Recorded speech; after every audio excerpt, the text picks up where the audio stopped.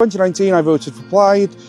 I think that was more of a tactical vote to try and prevent getting a Conservative MP in the area. It backfired badly, so this time round I will be voting Labour.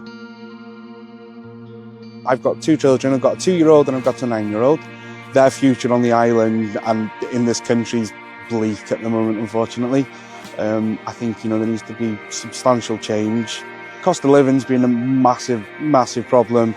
The small things of you're going out to the shop and your shopping bill's gone up by an extra £30, £40 a week, if not more. Gas and electricity bills, they've gone through the roof. The answers from the government so far has been, it's not that bad. And it's if you don't see it, nothing's been done. What I've quite liked, with Ian particularly, is he just seems very approachable. He's from the island, not one that came to the door saying, oh, I promised to do this and I promised to do that, and then you never see him. I've seen him quite a few times locally. Conservatives locally haven't done anything.